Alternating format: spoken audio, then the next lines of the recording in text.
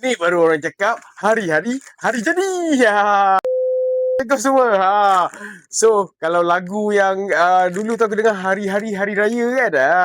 Kali ni hari-hari hari jadi. Sebab apa? Aku tak tahulah dah berapa banyak dah 1, 2, 3, 4, 5, 6 bulan ni je dah 6 hadiah aku dapat. Ya Allah. Kali ni hadiah daripada Pero Passion HQ. Daripada mana? Tumpat, Kelantan. Wakar Baru 2. Okey. Kampung Cenderung Batu. Ini kampung Tok Mek aku. Kampung Cenderung Batu. Tok Mek aku kampung Cenderung Batu Timur. Orang kampung bagi hadiah. Tapi jujur aku tak kenal. Dia bagi aku hadiah apa ni pun aku tak tahu. Jom kita tengok hadiah apa yang dia kasih. Jom let's go.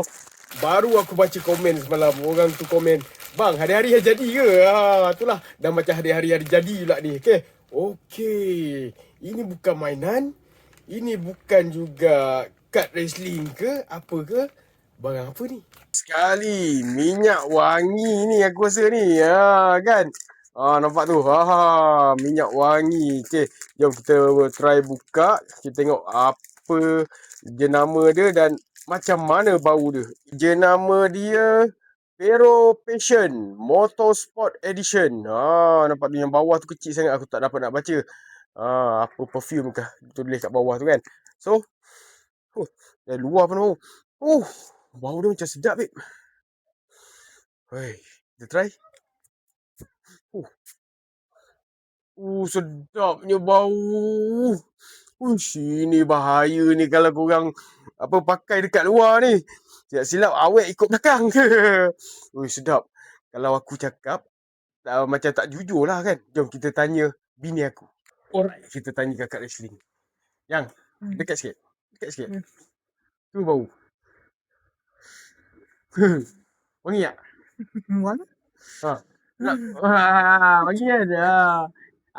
Bahaya saya ni. Jom, aku cari anak aku. Orang cakap budak-budak tak menipu. Jom kita tanya anak aku. Kakak, sini jap. Cuba cium abah. Cuba kakak ni beritahu abah ada bau apa-apa tak? Ada. Bau apa? Bau perfume. Bau perfume. Wangi tak? Wangi? Wangi ke wangi sangat? Wangi sangat. Jom kita tanya anak aku lain seorang. Dedek. Cuba dedek cium abah. Cium kat sini depan sikit. Ada bau apa? Ada perfume. Bau perfume. Wangi tak? Wangi? Wangi, ya ke? Betul? Tak tipu? Wangi ke wangi sangat? Wangi amat. Wangi sangat. Kau tengok. Budak-budak tak menipu kan? Macam anak aku cakap wangi. Isteri aku cakap wangi. Aku sendiri pun cakap wangi. Okay, so untuk aku bau dia ni sesuai untuk lelaki lah. Dan kalau Pero Passion ni ada buat jualan, maknanya korang boleh nampak ada kat beg kuning aku. Ataupun ada simbol yang terkeluar kat sini. Korang beli je lah.